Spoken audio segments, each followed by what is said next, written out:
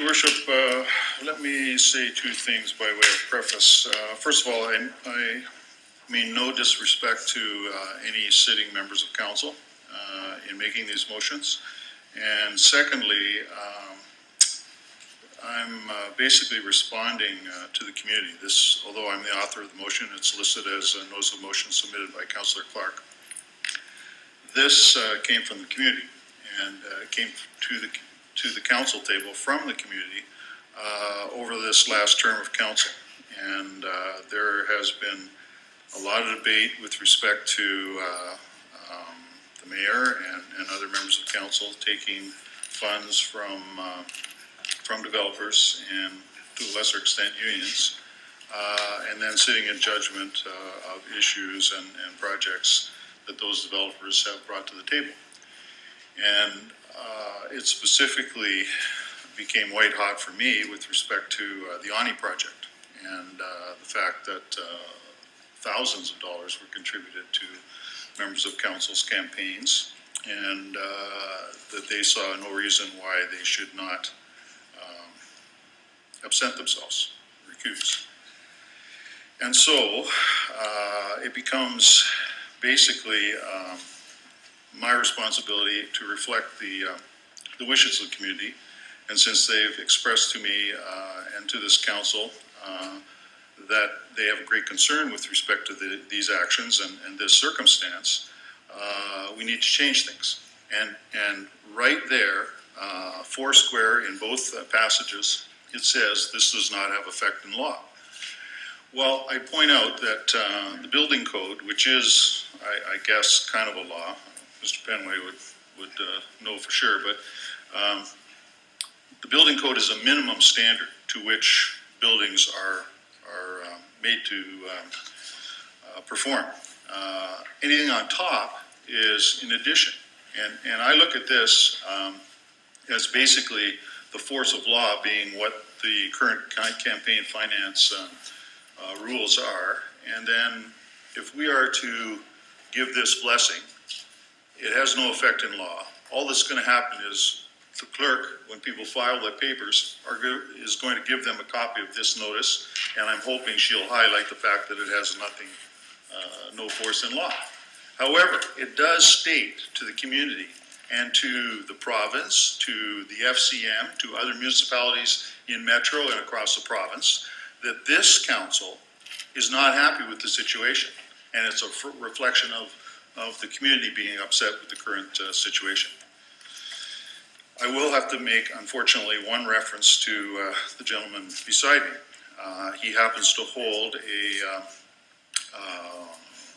party presidency for the NDP in the province. And that's what the second and that is all about. And I would hope, and you know, this was mentioned at the time, that well, I'll leave it at that for the moment, Your Worship, and I'll, of course, take the right to wrap up, and I'm very eager to hear what other members of council have to say. Thank you. Thank you. Councillor Bookham. Thank you, Worship. Several years ago, the provincial government undertook a public engagement process and invited the public to weigh in on what they felt could be done to improve the fairness of our elections. And the one change that got the most support was campaign finance reform. And yet, strangely enough, that's the one thing that the provincial government has not chosen to change. They want to extend term limits. They want to modify the reporting of campaign donations. But they don't want to put caps on the amount that can be spent in a campaign. They don't want to restrict the source of donations from unions and corporations, and that would include developers.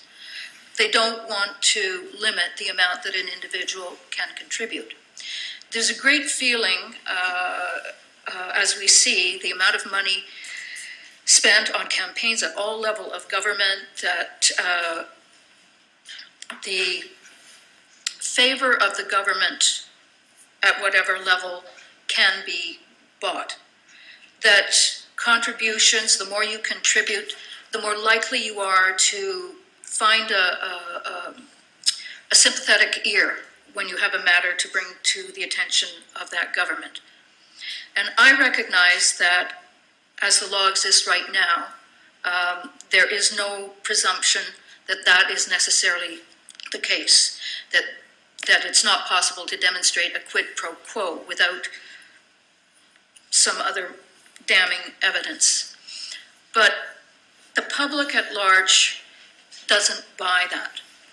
That may be the law, but the public does not accept the idea that if a developer, for example, contributes a great whack of money to a candidate's campaign, that there is no expectation tied. What we see is a virtual daisy chain, and it's not healthy at all. There is a sense that, well, it works both ways, quite frankly. Developers have expectations, but candidates can also have expectations.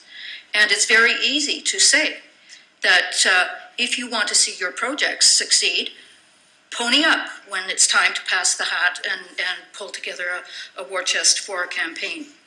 That certainly isn't healthy. I was very pleased to see that the NDP campaigned on a platform of not allowing donations from unions and corporations. It was one of the main reasons why I supported that party and my local candidate, because he ran on that. There is absolutely nothing to prevent any individual candidate from voluntarily complying with some of the expectations of the community. Certainly someone who has served on council has a tremendous advantage over any new candidate. There's no reason in terms of name recognition, the public knowing what you represent. We just don't have to work as hard to make ourselves known and convince people that this is what we stand for, this is what we want to do if re-elected. So if we really truly believe in a level playing field, why don't we just get out and do that hard work of knocking on doors and winning over voters, one voter at a time, and get the money out of our political scene. We can do it. We can do it voluntarily. We don't have to have the province write a law that we then abide by. Thank you. Councillor Bell. Thank you, Your Worship. Generally, in the issue of the broad issue of financing of election campaigns, I have the experience, obviously, not reasonably recently, on the federal rules, which there are three. One is there are caps on campaign spending, limits as to how much can be spent in any particular riding or area. Secondly, they don't allow corporate or union donations, only personal contributions. And thirdly, there is a limit on those personal donations of $1,200 maximum. Now, a person can donate $1,200 to a party, and they can donate $1,200 to a candidate, so they can in effect make $2,400 donation in a year. Now, just having made reference to that, going back to these two motions, I would request, Your Worship, that these motions be split for consideration. I'm prepared to support the first motion, but not the second. And the reason that I'm not on the second is because I think the idea of including people who belong to political parties, and that's an option that residents have, citizens have, and they may choose to take a role in those parties. It's no big secret, I have taken a recent role in terms of a federal party in this riding, and it is one of the executive roles within that. I have no way of knowing, in this case, because it's federal, there would be no corporate or union contributions, but I have no way of knowing who contributes. The same would be said if I had chosen to take an active role in a provincial party. I have no way of knowing what companies, for example, make a contribution to those provincial parties. So I think I understand the intention, the concept, but I just can't support that. On the principle, I am prepared to support the first resolution. Thank you. Thank you. Councillor Hewitt. Thank you, Your Worship. And thank you to Councillor Clark for his referral to my motion of November 4th that first brought this issue to the council table. I still think that the fact that we permit corporate and union donations, particularly from those interests, those companies and unions that have interests decided and affected by this council table, that we have them permitted to finance our election campaigns, it just does not stand us in good stead. And this is a very welcome elaboration of the intent of that motion, which we can't make with the force of law simply because it's not in our jurisdiction. I'm very disappointed with the actions of the provincial government in not addressing this at the time. I think this actually works against the interests of new candidates. I am not going to be running in the next campaign, and I would hope that new candidates would feel better about the arena that they were getting into, because as a new candidate, they don't have access to these developers or unions who have been providing the majority of the non-personal financing of our election campaign. That just is not acceptable. This motion goes some distance to address that, because it's at least particularly in the first instance. With respect to the second active clause, I was in the past treasurer of the Liberal Party of Canada in BC. So as treasurer, I actually saw the donations coming in. But there's no way I would be able to know whether somebody donated $1,000 was also doing a house renovation or a development in the city of North Vancouver. So just on that technical issue, I can't support, I regret to say I can't support the second clause.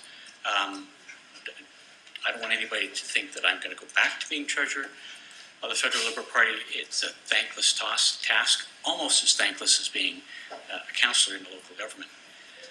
But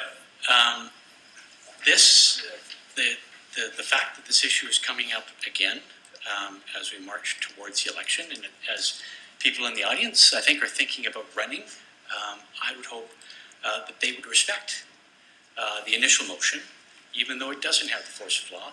And if there's any way that we can make this a distinguishing feature between candidates who are putting themselves forward, I think that would be very healthy for our democracy to honor it in spirit, even if we don't have the letter of the law to enforce that. So I happily support the first clause, and with regret, have to stand down on the second active clause. Thank you. Thank you. Councillor Buchanan. Thank you very much, Your Worship. Well, I didn't support the motion on November 4th, and I won't be supporting the motion that's put forth this evening, neither first or second active clause. And I think the province very clearly has an election act which outlines all the rules and regulations. It states very clearly what we can and cannot do. And we all follow those rules and regulations. And the province has done a review, and at this time they feel that they don't want to engage in that until the next municipal election time.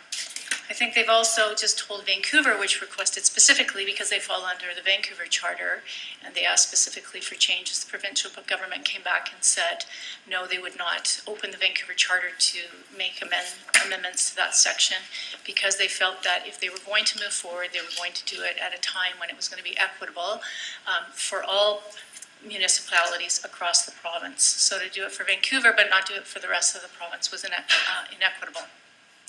And I think if we want to have an equitable playing field for all candidates, then it has to be consistent across the province. And so until such time that there's something that is for all politicians, I can't support this. And I don't actually support the fact that we would put in fact, we've been advised against it, to put our staff in a position where they would be telling potential candidates that they can or can't do something, which is in fact a provincial regulation. So I find that a huge fault. I think it puts people in an awkward position. It puts our staff in an awkward position, which it has no authority in law. And so I would question that I would actually look for a legal opinion about that. And I just don't think that we should put them in that place. I did take donations from developers and unions, and I'd like to think that I did walk this community. I've lived in this community my entire life. I knocked on a lot of doors. And I'd like to think that the work that I've done for 48 years in this community has far more value in who I am as a person and what I represent and how I can act and govern in the community, far more than who puts money forward to my campaign. They put it forward because they think I can do a good job. I think I can do a good job. I think I've done a good job. And certainly if anybody would like to know me better, then they can come and have a conversation. But to imply that taking money from people somehow guarantees or will give them a vote, they're wrong. They're wrong. Thank you. I won't be supporting either one of these options. I certainly appreciate Councillor Clark bringing it forward. People know my track record. People know what I stand for. They know I have values, and they know what I believe in. I'm a proud member of Ambulance Paramedics QP, and they support me. And I certainly don't vote on any issues arising with regards to QP Ambulance Paramedics. It's a provincial issue. I certainly appreciate your support. I've had support from unions, from individuals, from family, from friends, from businesses, people who believe in my values. And I've told people what I believe in, and there comes with no strings attached. And I will stand on that. So with the greatest respect for the mover and seconder and the discussion that's been here today, I won't be supporting this. The last thing I will say is just a question to the clerk. It's been said that the clerk will be giving out this information to potential candidates. Will that be happening, Ms. Grant? Your Worship, all I can really provide potential candidates is a copy of the legislation that we must follow for the election. Right. Mr. Tolson. Thank you, Your Worship. Your Worship, if I might say a couple of things, I just want to point out, Your Worship, I'm not going to get on the merits of both of these motions, but I just want to say that we've been in contact with our lawyers, and basically the authority the council has is council can pass these motions, but if council passes them, the motions are null. That means they have no effect. So you can pass them, but they're not a motion, basically. So if somebody asks, is there a motion on our books? Yes, there is, but it is a null one. So I just want to clarify that because we've asked our lawyers for that. And it's basically, Your Worship, because the rules are set by others. The province is the one who sets the policy, the guidelines. Therefore, the city does not have the authority, that the power to make motions which are different to the act. Just want to clarify that, Your Worship. Thank you. Councillor Keating. Thanks very much, Your Worship. I won't be supporting this motion for reasons I've stated before and in other venues. I certainly think it is wrong to try to put the clerk in a position to have to hand out some information that would in fact be against the act and would sort of disable candidates. I think the larger issue is if the province wants to bring in a piece of legislation that is going to in fact create a level playing field for everybody. I think that's great. I do not think that a solution of simply banning union and corporate donations is the solution. I think as we've seen at the federal level, what it precisely ignores is the fact that there are wealthier individuals in this community and less wealthy individuals in this community, and that the barrier to doing these sorts of things really doesn't help that situation. I think the system of public finance of elections that we had before was probably the proper system to have. I think mature democratic societies have that. I think mature democratic societies should always reach for those kinds of options to try to make elections fairer and more level. In this instance, this is not something we can control, and it's admitted by the mover in the motion. I did bring up some time ago something we can in fact control, which is to de-alphabetize and randomize the ballots, because there's important evidence from California that in fact that tilts, and many other jurisdictions, that it tilts elections in a certain way. People read down the ballot, and I think if anybody took a look at the last several ballots here, people would raise questions about how it turned out that so many people ended up that way, and that motion was turned down. So, you know, we're all struggling in our own way to try to sort of arrive at a kind of position around balance and around how we deal with this. I think to say that that I stand for a party that in several elections has campaigned for electoral finance reform does not mean to suggest I'm going to declare unilateral disarmament when in fact that's not the lay of the land. And I don't intend to do that. So I won't be supporting this viewership. Councillor Clark. Yes, Your Worship, thank you. Well, there's been good debate. I did not say that the clerk should hand out this. I said it would be good. And Mr. Tolston's just cleared up the fact that that our lawyers say that this cannot happen, that this is a null motion. It does not, however, take away from it being a reflection of our community's issue, or our community's wishes.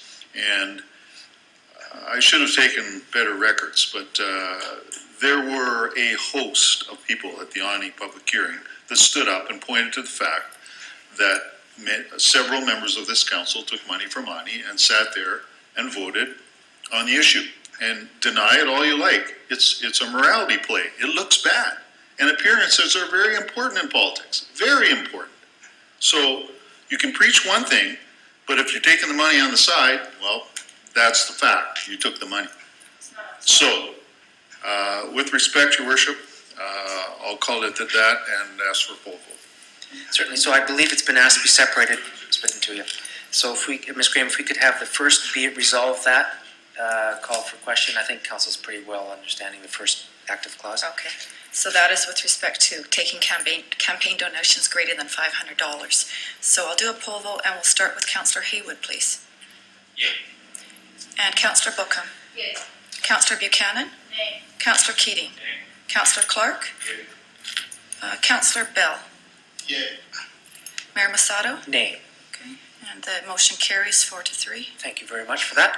And then the second active clause, if you don't mind. And the second half has to do with a councillor standing or holding an office with another political party. Sure. And I will start with Councillor Bookham. Yay. Councillor Buchanan. Nay. Councillor Keating. Councillor Clark. Councillor Bell. Nay. Councillor Haywood.